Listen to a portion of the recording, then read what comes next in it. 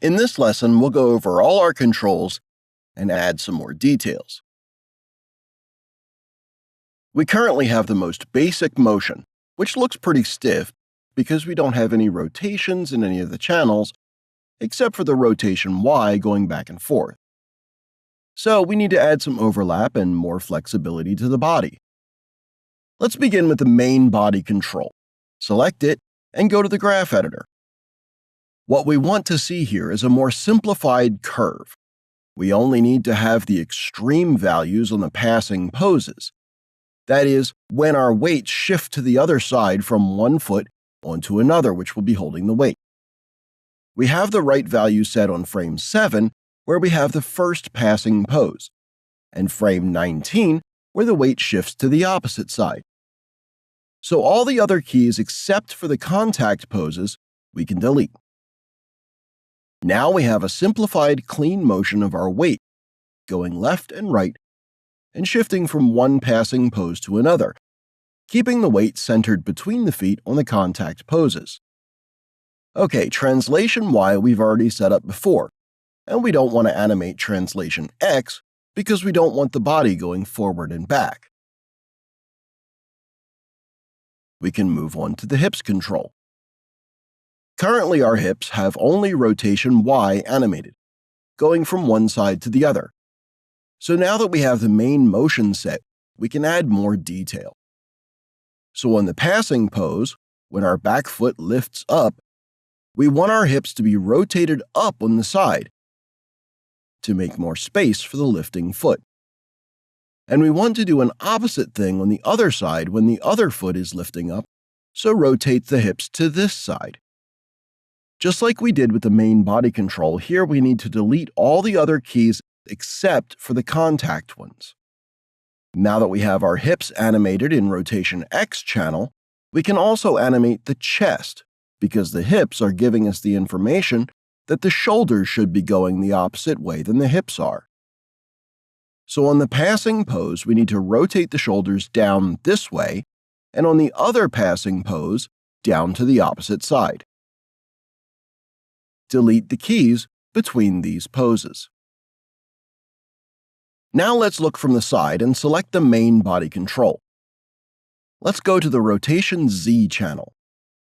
What we need to do, and actually should have done at the beginning, but it's not too late to fix that now, is to rotate our whole body a little bit down and give it an angle, so that the body would be leaning forward when walking, because that's what we usually do when we walk. Select the entire curve.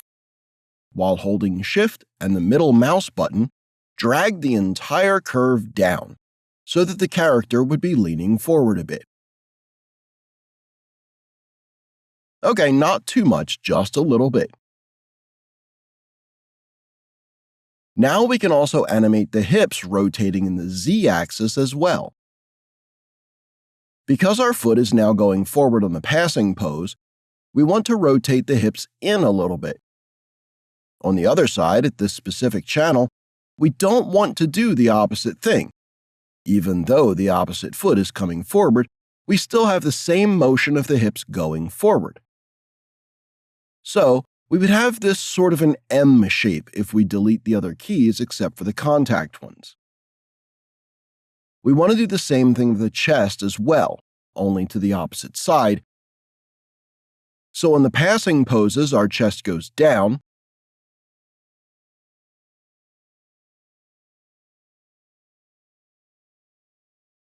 Delete the other keys.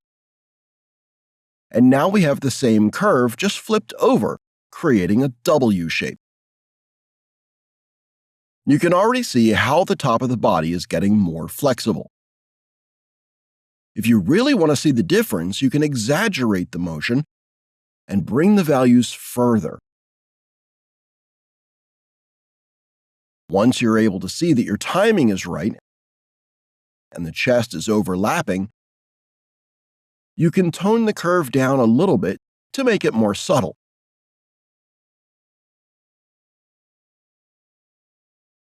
We can move on to the head.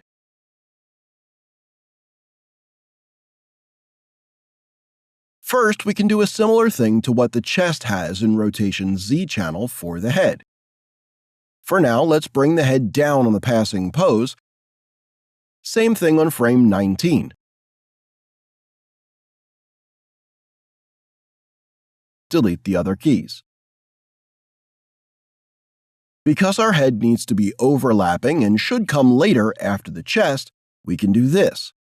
Make sure in the View menu that you have the Infinity option turned on, and then go to the Curves, Pre-Infinity, Cycle, and Post-Infinity, Cycle. So now we have our head's motion repeating over and over again into infinity. That way we can select the keys that we have, hold down Shift and the middle mouse button, and move the curve 3 frames forward. So now our head rotates down 3 frames later than the chest on the highest pose. Let's check that out. Okay, I like the way it's overlapping. Because we still need to have our first and last poses keyed, we can go to the first frame and hit S and do the same on the last frame as well, and delete this key, which goes beyond our animation. Once we're done with the rotation Z channel, we can animate the rotation Y. On the passing pose, we want our head to be facing this direction, and the opposite direction on the other passing pose. Delete the other keys. Now our head goes from side to side, perhaps a little bit too much because we still want our head to be focusing its gaze at something at the front, so we need to lower the values even more.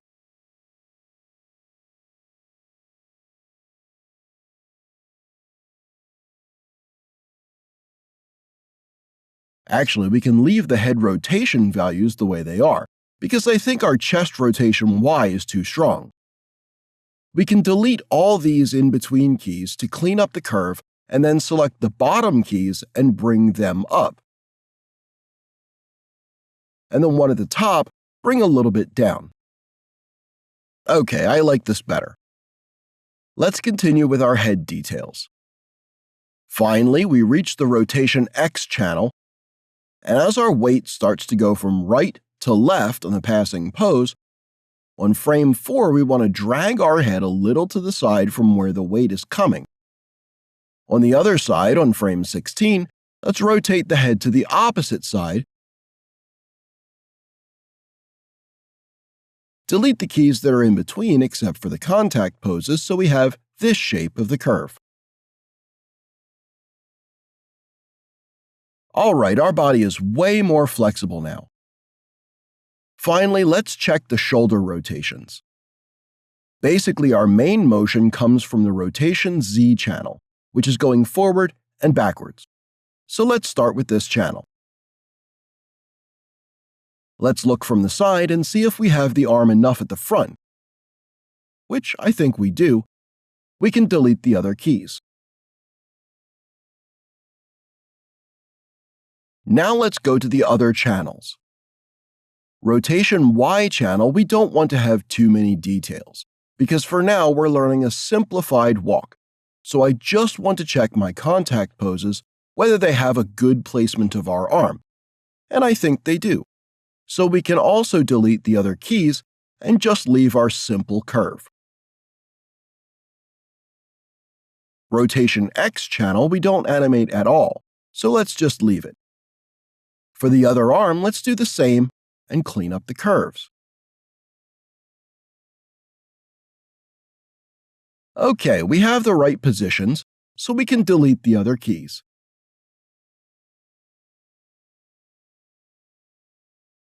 Nice! We went through all the channels on the main body parts. In the next lesson, we'll go into even more detail and animate the elbows, wrists, and fingers, and we'll check if we have the right motion with the feet. See you there!